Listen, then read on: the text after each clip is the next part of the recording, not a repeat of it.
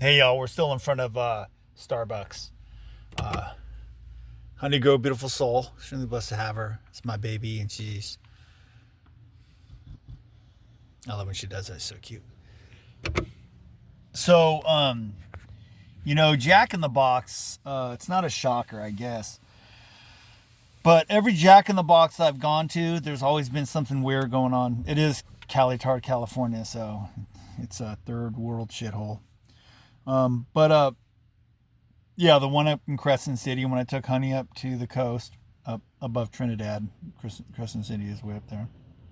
But we played. I just like to see her wiggle butt play in the sand. It just I'm doing everything that I couldn't do when I was working all the time because I never had any time. So I'm trying to get back to work. So I'm just enjoying as much as I can with her. So and we just try to stay positive, positive vibes. PAW, positive vibes. But so yeah, it's fun, and so that's 10 o'clock at night. Machete swinging dude saying he's gonna kill everybody in the drive-through, and then the police roll by 3 to 5 minutes later, and there's more to the story, but basically, um, yeah. So and then the one in Red Bluff, uh,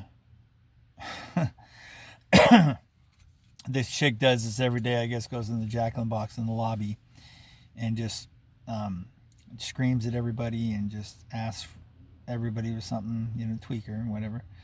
And then the police come, escort her out, and then they all leave. Like four of them come, then they leave. Then she comes over to. We were in on the white vehicle that we have. She's banging on the. I'm standing outside, and Honey's in the vehicle, our vehicle. She's banging on my passenger side window, saying, "Let me in, give me a ride." And I go, "No, my pup's in there." She's all, "You have more room in there." I go, "Well, not for you." And then so finally she left, and and then she goes over to this other guy banging on his window to let her in his truck, and then the one over here in Corning, that's usually pretty good. It's pretty quiet, but I don't know that guy. Yeah, it's just constant, and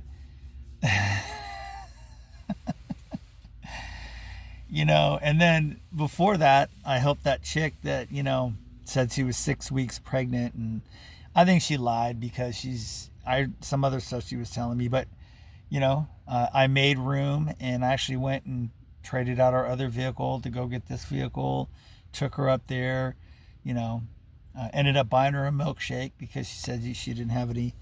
She wanted a milkshake, but then when we got to the window, she had no money, and I was like, so, um, but and then just she probably wasn't even pregnant, honestly. And I gave her a ride up there, and it's cost me money in gas, but I've been kind of like nobody.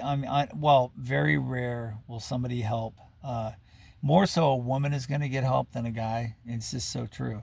Honey and I, we I don't ask for help. It's just like I mean, I figure it out. And I helped a lot of people over the years, and I just like to look at it as I don't film it, and um, it's just the right thing to do. But then, I've been taken advantage of, and I realize that, enabling these people doing it. But my ex said, um, well, after she said that she hopes I suffer, um, and all I did was love her and took care of her kids, and and then my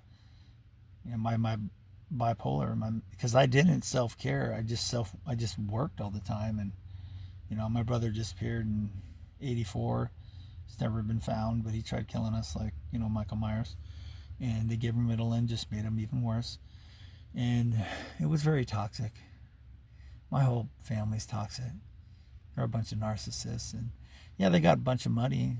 That's cool for them. I don't give a fuck. But I've had a lot of exciting adventures. A lot of stuff that I can't. I just the biggest thing is they put me on the wrong meds. Fuck you, big pharma, and I'll never go on meds again after that because should be I shouldn't be here honestly for what I did to myself, and I don't even tell people that story anymore because it's horrific, and people hear it and they go, oh my God. And yeah. And, the thing is, too, it's like, um, the football player, the 24-year-old that, I guess you can't say killed. You got to say himself, unalived himself, suicide. You can't say any of this shit, on TikTok talk because they'll block it, but they let all this disgusting shit on there. And it's important. I mean, and it shouldn't be just a month for that. People need help, and they go on the wrong meds. Like they put me on the wrong meds, and that just enhanced not wanting to be here. And Honey just had puppies, and I was there for the puppies, and I love Honey Girl. She's my baby. I mean, she's my dogs are beautiful souls, man. That's just the way it is. And people are not. People are fucking horrible. They're the most dangerous creatures on this planet, and they'll use you and abuse you, and they'll throw you away, like refuse. It's just like you're trash, and everybody knows this. And you're either the one being thrown away or you're throwing away people, but it's wrong. And the thing is, if somebody that has some kind of fame, you know, if this happens to somebody, regular people, everyday people, they don't give a shit about, it's like, and the thing is, people don't care when you're alive. And if you have any money when you're gone, they just want your money. They throw all your shit out. People don't give a shit about people. And I'm sick and tired of hearing about the American people. The government doesn't give a fuck about anybody, And, it's just true. And they need to give people more help. They need to not give handouts but hand ups, just help them out.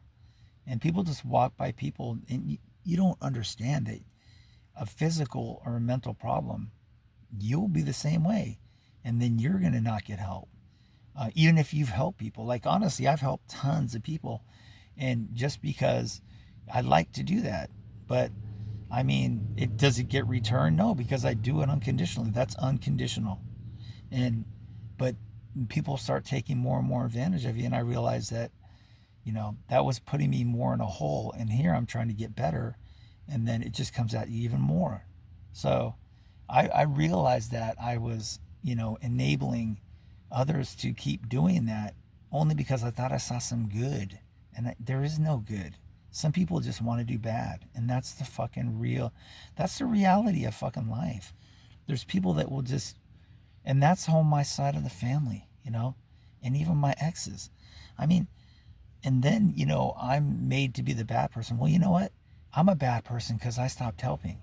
I'm a bad person because I don't want any contact with my family. And people, I don't give a shit if people, I told the chick I was talking to, I go, I really don't care. I go, I have my dog and I'm enjoying our time together because, who knows how long, you don't know how long you have. And, I hit restart shit 4-5 years ago, whatever. And it just, every day is like just trying to survive even more. And what gets me the most is they don't help people here that are legal. They help all the illegals. They give them all this shit. They take all the work. I've been called a racist, a Nazi, all this fucking shit. And they can all fuck off. Fuck all those motherfuckers. I don't give a fuck. They can fuck off. And TikTok can fuck off too. They're a bunch of motherfuckers. And the whole thing is just do the fucking right thing and leave a good legacy. How hard is that? Well, obviously it's really hard for some people to do. Anyways, hey, I guess I had something to say, Dre.